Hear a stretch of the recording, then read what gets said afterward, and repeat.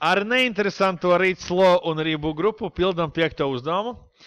5. uzdevumā redzam, ka mums ir jāatrod visizdevīgākie un visneizdevīgākie darbinieki, un lai to izdarītu, mums ir jānosaka, cik daudz esam samaksājuši katram no viņiem. Un tur ir problēma tāda, ka likme ir dienā, bet katrs no viņiem varētu veikt vairākus darījumus katru dienu, un līdz ar to man ir jāatrod veids, kā es varu noteikt, kura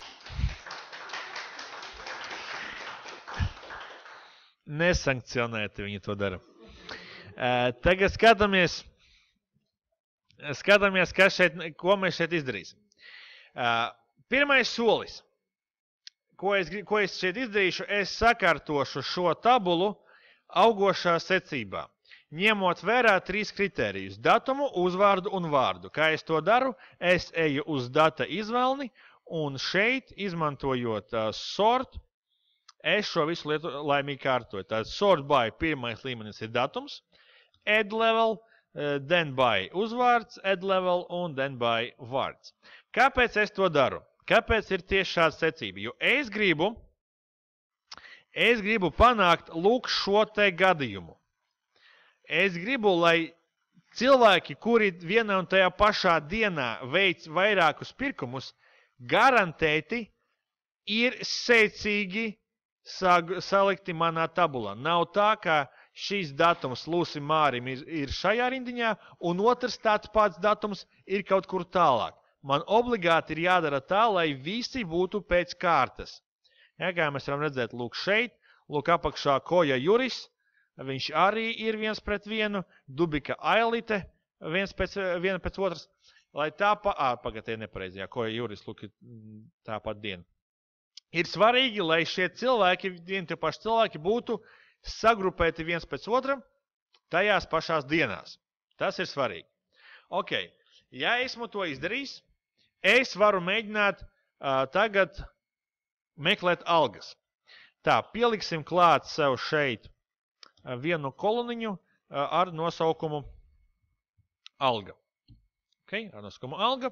Šādi. Un ko es darīšu ar šo stabiņu? Šajā stabiņā es meklēšu algu. Es paņemšu VLOOKUP funkciju no mūsu iepriekšējiem piemēriem, jo jau pa lielam tur neko nav jāmaina. Šādi.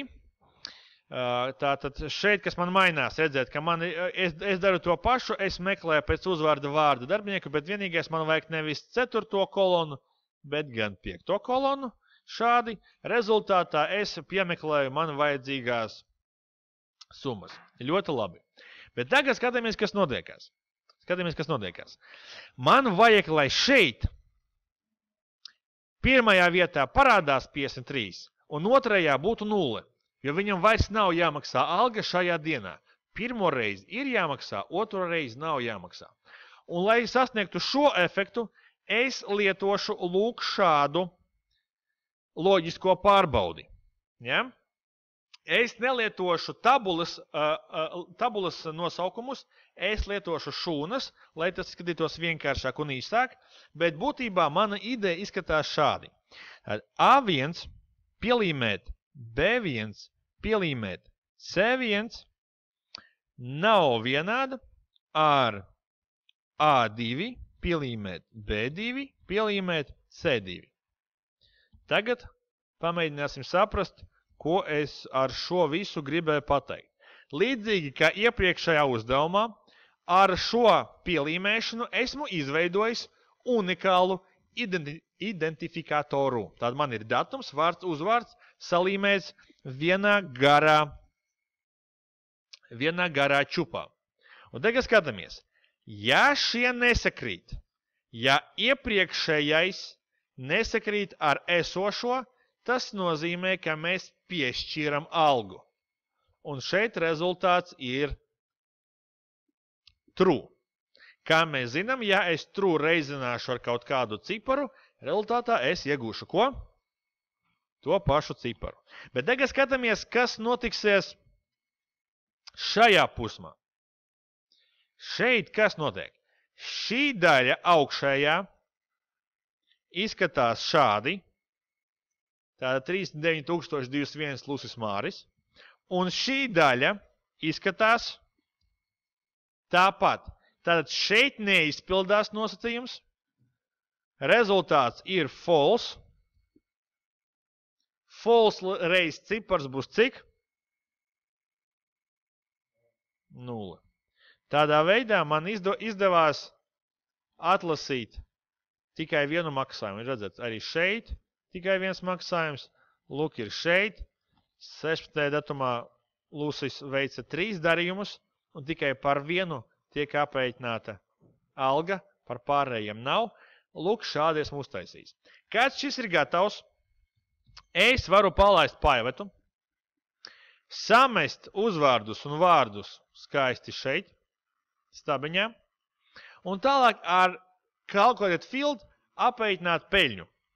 Atceramies, ka mēs varam lietot calculate field, ja es gribu atņemt lauku pret lauku, to es arī šeit daru, es paņemu ieņēmumus, un no ieņēmumiem es atņemu manas algas. Tā, alga te joprojām neparādās. Refrešosim. Tad vēlreiz.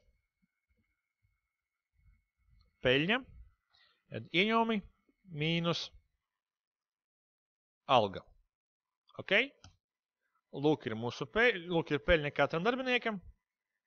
Šo ņem nost, te mums ir tabular form. Šo noņem. Lūk, esam ieraudzījuši to, ko mēs gribam. Tagad pēdējais solis ir jānosaka, kuri tad ir tie labākie, kuri nav tie labākie. Nu, ar šo būs mazliet grūtāk, bet mēs to varam padarīt. Ja es vienkārši sagribēšu sakārtot, paņemt uzvārdu un pateikt, ka es gribu mazliet savādāk, more sort options, un kārtot ascending pēc sum of peļņa, jūs redzēsiet ļoti interesantu bagu. Skatāmies, ok?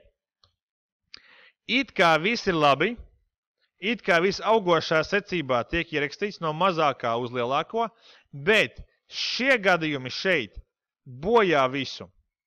Jo kad mēs lietojam, kad ir izmantots šis variants, koja tiek uzskatīts kā viens vesels, un Lusis arī tiek uzskatīts kā viens vesels, un tāpēc viņi ir šādā veidā sakārtoti.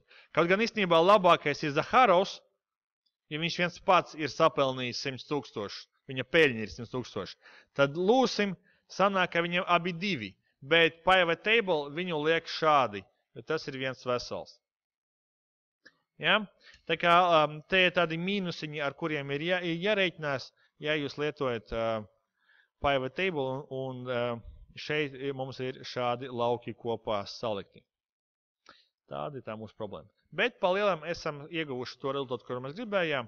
Tie ir vislabāk pelnošie, šeit ir vissliktāk pelnošie cilvēki.